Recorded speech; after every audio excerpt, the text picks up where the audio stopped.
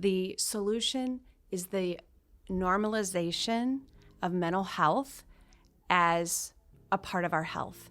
And the solution, I believe, comes in the way we raise children without shame. This is where it all begins, so say goodbye to all your fears, all your doubts. This is where they die. This is where we come to win, we come to fly.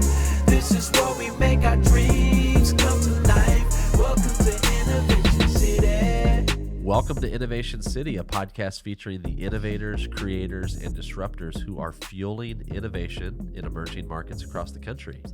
I'm Tyler Kelly. And I'm Leanne Buchanan. And we're really excited to have Suzanne Tucker, who is the founder and CEO, the founder part is really important, of Generation Mindful. You got it. Thank you. It's so good Welcome. to be here. Yeah. We're really excited to dive into the great work that you're doing. We've got props and everything. But before we do, it's so important, I think, to understand the person behind the innovation. You know, what about your experience and your personality fuels your work? So I like to start off with my favorite question, which is, what is your superpower and when did you first discover it? Such a good question. So my superpower is positivity, I believe. It is being with what is, not happiness, because I think that's sort of the big lie. We're all chasing it, but it's joy in the present moment, being with what is. And I came into that as a little person, I think. I'm one of seven, the fifth of seven, big family here in St. Louis. And my mom and dad were just really good at creating little moments where we could just show up and be present with what is. And they were also really good at modeling gratitude, even when hard things were happening. So I would say positivity. You know, the positivity superpower brings to mind for me, I think it was Buddha that said suffering is optional. And it's really about how you inhabit what your experience is and how you approach the moment. A lot of your work is really around mindfulness and mindset. Talk to us about what in your life led you to focus your efforts around mindfulness, awareness, and understanding how we can approach our circumstances. Sure. So I'm a mom of four, my greatest title, and I've been a physical therapist and a parent educator for almost 30 years. 5-6 years ago, so I've been teaching classes, getting on the floor with new moms and dads, teaching them how to do baby massage, really focused on attachment, secure attachment, and what that is. 6 years ago, I got really frustrated at the BS coming at us as parents, telling us to be more, better, faster. I saw parent after parent feeling overwhelmed and disempowered by the information age we live in. And I wanted to solve that problem. I felt it myself as a mom of four who knew a lot of information and struggled to live that information, which is what? Mindfulness, right? Like actually making it a practice. Not just stuck up in your head somewhere, but living it. And that is what brought me to founding Generation Mindful. I realized in a moment with a family that was having a major breakthrough, healing generational trauma around spanking. What was it that brought that magic? And I just worked backwards. I said, what worked for this family, it can work for families all around the world. So I went home and I just started really dissecting the science of where was transformation originating. And I can tell you the secret sauce, it is connection. So it's relational. It's not stuck up in your head. It's something you do in your everyday life. It was play-based, right? It was fun. Like sitting on the floor doing baby massage is fun. So it was relational, it was fun, and it was tangible. So if you are watching us versus just hearing us on the podcast, you'll see we actually have tangible tools in front of us. These are like our training wheels to mindful living, because we all shame and guilt ourselves. We say, oh, I am not mindful. I have a monkey mind. So does everybody, right? But we can have ritual and practice in our life, and we can be supported by tangible tools. So that is the long and the short of why I do what I do. That's great. Yeah. That's amazing. So I mentioned that I just recently, like a couple weeks ago, because I knew you were coming on the show, So I bought, Great. a bunch of stuff. You've got all the things. We have it on the wall, the Good. calm corner. Is that Yeah, correct? that's right. Yeah. And my next step is to go pick, I'm going to have the kids. We're going to go to TJ Maxx or something and pick out like some cushions Great. Get it for that area. But comfy they get rug. to pick them out. They pick them out. Yeah. Tyler, that is huge because people miss that first step. And what we teach is intrinsically motivating for children, right? Motivation is 50% of learning. So Generation Mindful, we take all the science, there's a lot of it, right? Brain science, positive psychology, interpersonal neurobiology, so fun, love to read it, love to geek out on it. And it's a lot, but we take it and we make it simple. And what you just said is no small thing. You said, I'm going to take my kids and I'm going to let them pick. So there's huge science behind that. When they do that, do you think they're going to be more, bought in and take pride and ownership? They are, right? Totally. They're going to be like, I made this. I want to go there. I want to regulate. Okay, so how many kids, run up to their mom at the end of the day and say, Mommy, I was put in timeout 4 times today, said no child ever, right? Yeah. But how about, Mommy, I took 4 time-ins today, and I'm so proud. I'm learning to breathe. I'm learning to regulate. I'm noticing how I'm feeling. I'm putting names to those feelings, said every child, right, that we've worked with. They love it. They are proud of it. So we're not practicing, by the instructions yet. We're getting there.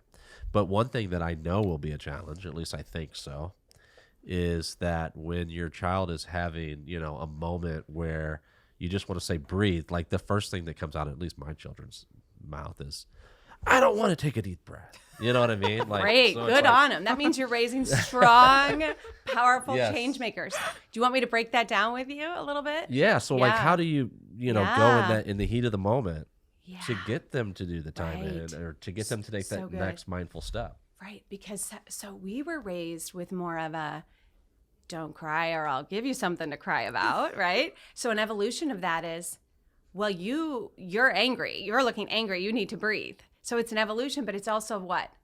Sort of dismissive or controlling. If you and I were in a debate or an argument and I said, Tyler, just breathe. Yeah. You would be, that is so condescending, right? You would you'd be over it. You'd be like, I don't think so, right? So it's the same with our kids. Sometimes we just need to actually imagine that we are talking to our partner and the respect and the autonomy, it's really about power. And I don't think we think about power enough with children because we come from a culture that tells us to overpower, to control. So at Generation Mindful, we make connection a habit, and we are wiring the adult brain, not just the child's brain, for social emotional skill building. So you, in noticing, wow, when I name it for my child, they don't like that. So what can I do about it? Not do that, right?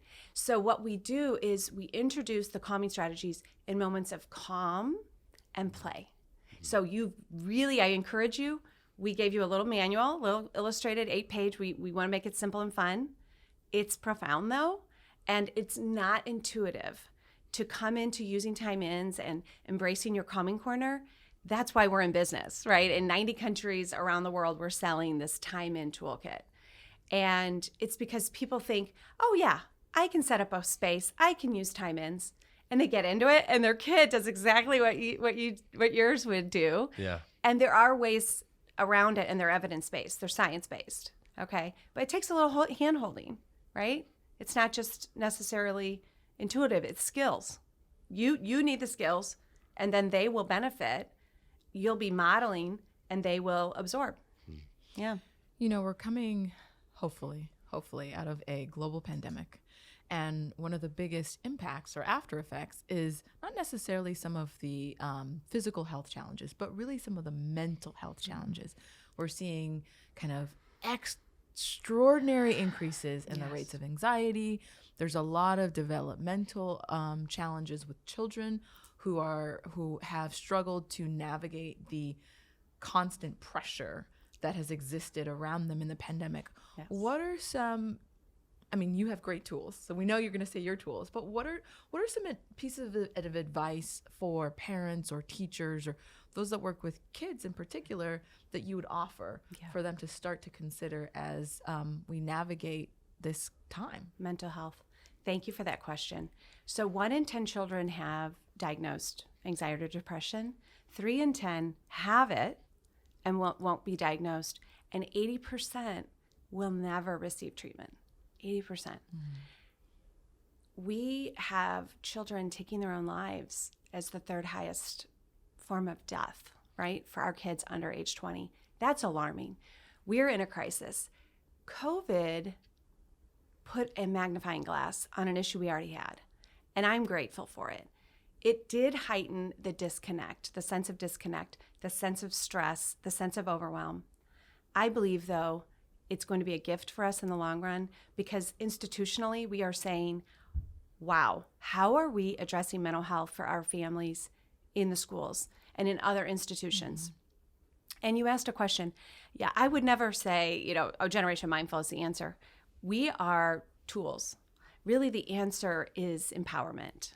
It's empowerment education. We're a part of the solution.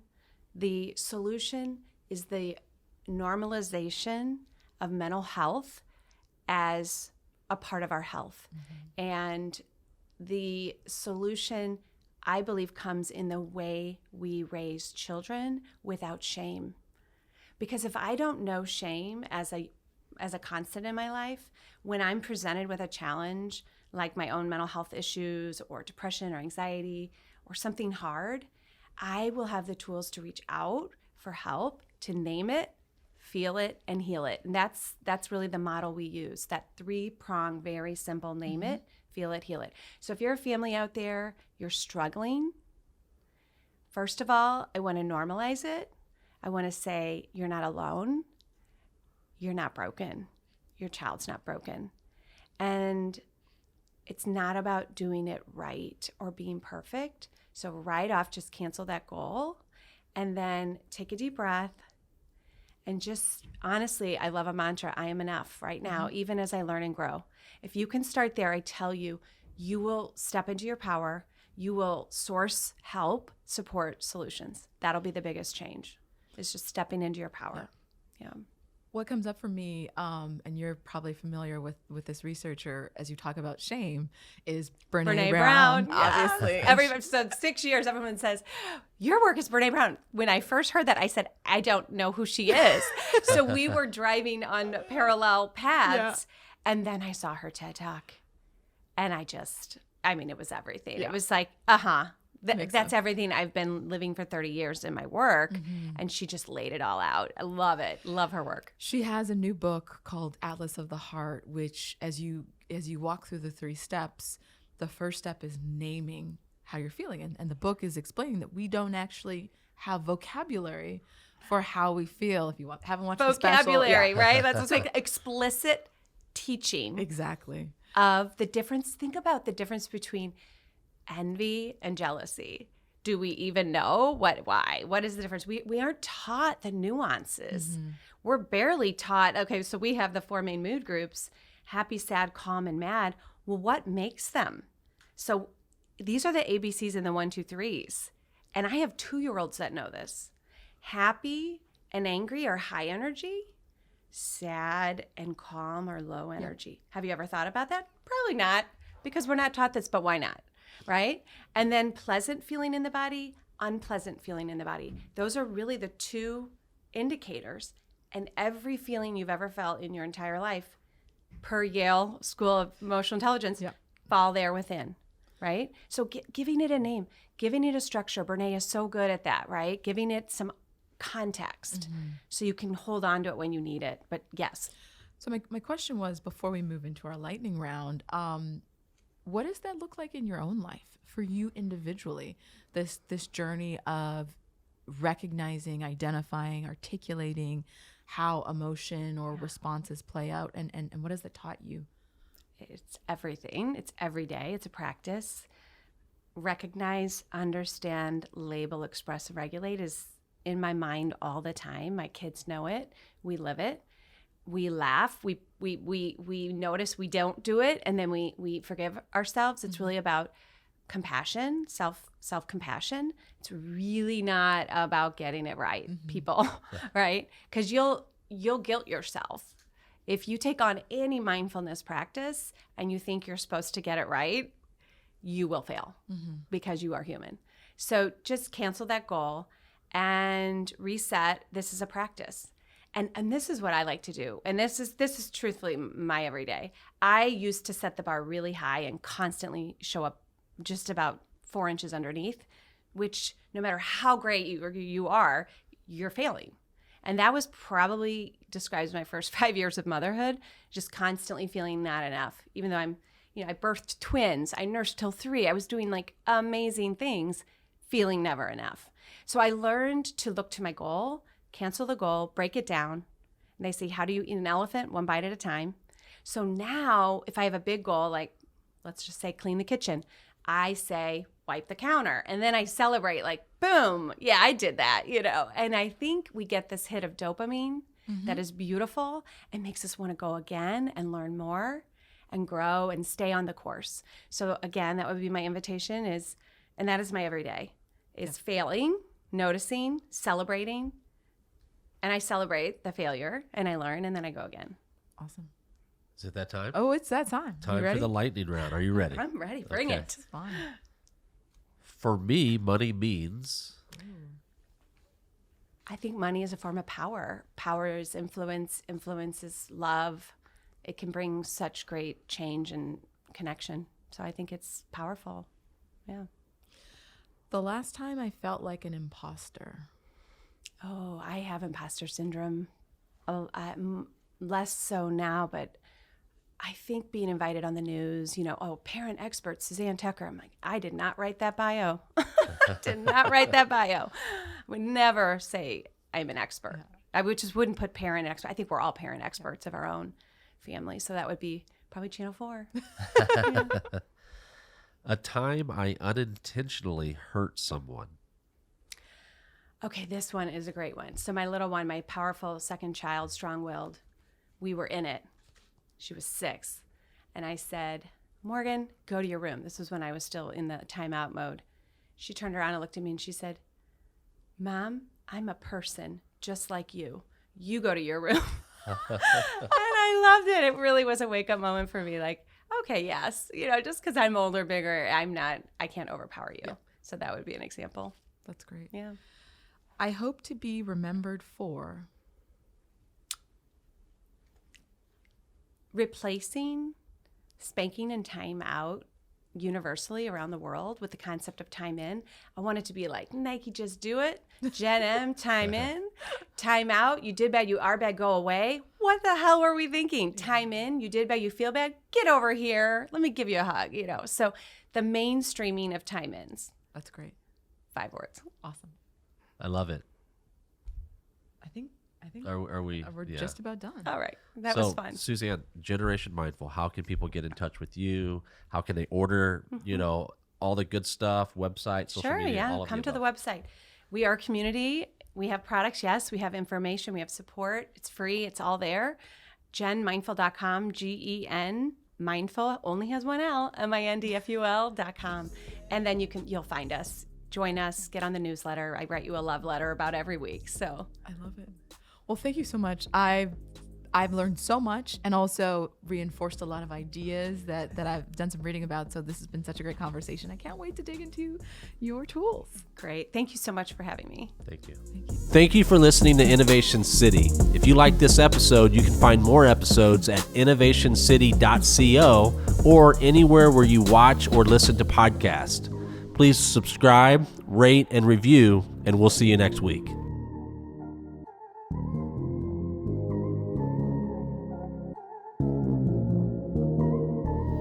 This is where it all begins, so say goodbye to all your fears, all your doubts. This is where they die. This is where we come.